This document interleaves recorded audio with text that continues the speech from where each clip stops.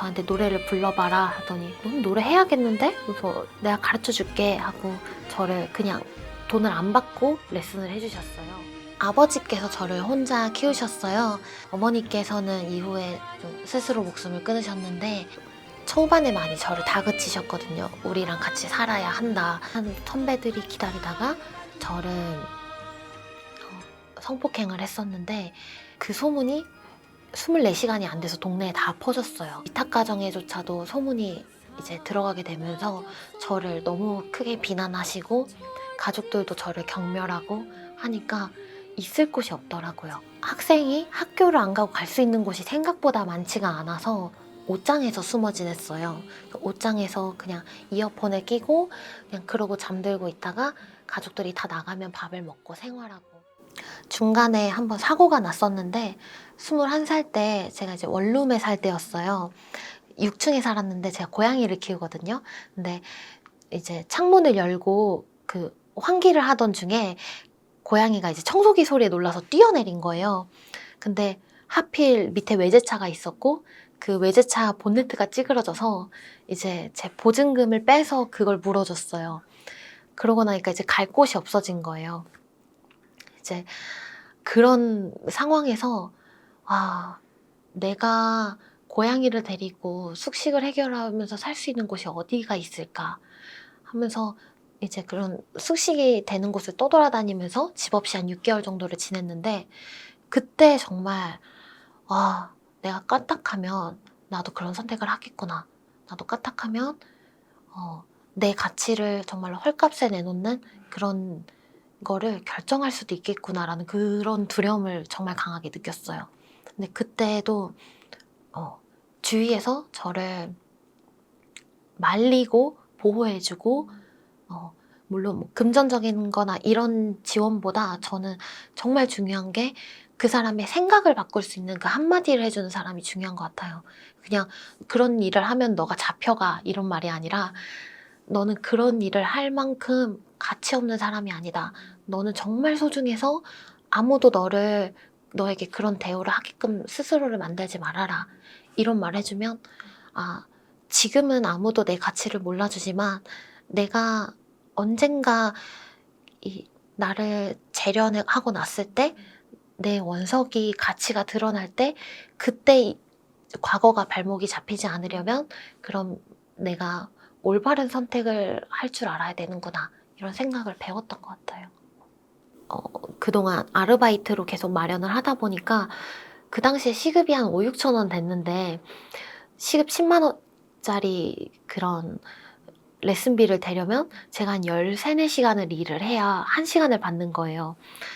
그러니까 6분에 10,000원짜리 레슨인데 그 레슨을 받을 때 제가 너무 긴장을 하는 거예요. 왜냐면 이 한 번이 저한테 몇 시간이고 그리고 이때 제대로 배우지 않으면 또 일주일 동안 연습을 할 때 방향 잡기가 어려우니까 가면 제가 진짜 달달달달 떨면서 하니까 노래도 제대로 안 되고 또 그 극도로 긴장하면 제가 또 눈물이 나더라고요. 그럼 또 레슨을 그렇게 또 제대로 못 받고 그래서 레슨 나오면서도 정말 많이 울었고 가는 길에도 정말 많이 울었고 또 일하면서도 또 레슨이 잘 된 날에는 일도 잘 돼요. 그런데 레슨을 진짜로 잘 못 받은 날에 좀 혼나거나 좀 그날 울어버려서 레슨이 제대로 안 된 날에는 그러면 이제 일하면서도 계속 서러워가지고 울면서 일하고 그랬었던 기억이 있었던 것 같아요. 알바를 하는데 어느 순간 내가 노래를 하면 할수록 가난해지는구나. 내가 이 삶을 얼마나 버틸 수 있을까 고민하던 찰나에 그때 이제 교수님이 저를 앉혀놓고 이야기를 하셨어요. 자기 제자들이 다 막 중앙대 나오고 해서도 지금 뭐 하고 있는지 물어보면 카페에서 알바한다고 하는데 그 친구들은 그렇게 해도 받아줄 울타리가 있으니까 그래도 집안이 어느 정도 받쳐주니까 그 친구들은 좀 여유 있게 다음 삶을 준비할 수가 있는데 유진이 너는 아무것도 없지 않느냐. 정말로 너 지금보다 가난하고 힘들어져도 노래를 할 수 있겠냐? 라고 물어봤는데 그 앞에서는 그럼요 하고 나왔는데 무서운 거예요. 그때 맨날 음식도 막 편의점에서 일하면 팩이 챙겨와가지고 그걸로 떼어 먹고 하는데 저도 맛있는 거 먹고 놀러 다니고 싶고 하는데 아, 이런 삶 이렇게 했는데도 안 되면 어떡하지? 라는 그 두려움 때문에 아, 노래를 그만두고 돈을 벌어야겠다 하고 노래를 이제 대학교를 그만뒀어요. 그리고 뭘 해볼까 하다가 나는 카페에서 오래 일했으니까 카페를 창업하고 싶은데 좀 특이하게 그런 공방 카페를 하면서 컨셉이 있는 카페를 차려보자 이런 공부도 좀 하게 되고 알바를 하고 했는데 근데 제가 어렸을 때부터 한 10년 정도 노래를 하고 살아왔을 때는 제 삶에 원동력이 있었는데 근데 제 삶에 노래가 사라지니까 굉장히 불안하고 좀 허무하고 제 삶이 되게 어떻게 보면 피하는 게 생기더라고요. 노래를 정말 사랑했는데 그거를 그만두기 위해선 그만큼 싫어해야 되거든요. 그러니까 노래방도 못 가고 TV에서 노래 나오는 것도 안 보고 심지어 노래도 안 들었어요. 그래서 지금도 이제 지금은 제가 노래를 다시 시작하지만 노래를 듣는 게 되게 어려울 때가 많아요. 그때 그 시간들로 인해서 어느 날 이제 교회에서 한 집사님이 저한테 그분이 이제 성악을 하시는 교수님이셨거든요. 한번 놀러 와봐라 해서 저한테 노래를 불러봐라 하더니 넌 노래 해야겠는데? 그래서 내가 가르쳐 줄게 하고 저를 그냥 돈을 안 받고 레슨을 해주셨어요. 그래서 이제 그때 한 10번 정도 레슨을 받고 지금 다니는 이제 명지대학교로 들어갈 수 있었는데 그러고 나니까 그때 이제 처음으로 다시 노래를 하면서 그분은 예전에 배웠던 교수님과 다르게 그냥 제가 잘하든 못하든 칭찬을 계속 해주셨어요. 예전 교수님은 제가 늘 발전해야 되는 부분을 이야기를 해주시다 보니까 부족한 부분만 얘기해 주셨는데 그래서 전 제가 노래 되게 못하는 줄 알았거든요. 근데 제가 그만두겠습니다 하니까 그때 그 교수님이 유진아, 너 가능성이 있는데 왜 그만두냐? 라고 그제서야 얘기를 하셔서 내가 가능성이 있는 사람이었다고? 이러고 그만뒀는데 그 이후에 만났던 그 교회 교수님은 그냥 저한테 뭘 하면은 이러면서 이제 계속 칭찬을 해주시니까 레슨 받는 것도 너무 즐겁고 그러다 교회에서 한번 그 솔로를 시켜주셨는데 그때 노래를 하는데 제가 너무 벅차고 눈물이 날 것 같은 거예요. 그래서 내가 노래 이렇게 사랑했구나.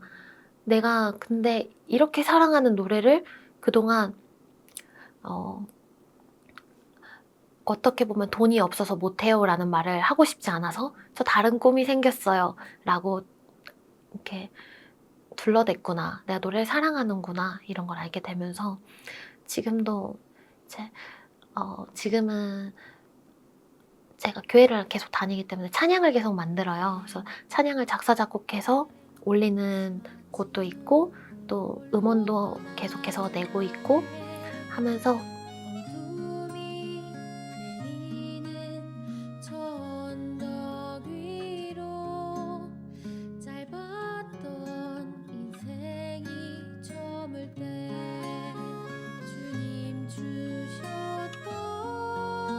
많은 분들이 친구들을 볼 때 사실 배우지 못한 부분, 결핍이 있는 부분들을 가정이 알려주지 못한 걸 사회가 알려준다고 생각하고 그 친구들이 모자란 부분을 혼내는 게 아니라 이럴 땐 이렇게 하면 돼 하고 알려줄 수 있는 사회가 됐으면 좋겠어요. 사회에서 여전히 저희에게 숨기기를 원하는 이야기들, 좀 부모님이 안 계시고 가난하고 그리고 특정 피해자, 성폭력 피해자 이런 친구들을 사실은 여전히 사회에서 굳이 이야기하지 말아라 이런 시선들이 있는데 저는 그게 오히려 저의 자랑거리가 될 수도 있다고 생각해요. 지금 아픈 시간을 건너고 있는 분들 그리고 주위에 아픈 분들이 있는 심리적으로 정서적으로 아픈 분들이 있다면 저는 그분들에게 추천해 주셨으면 하는 책입니다.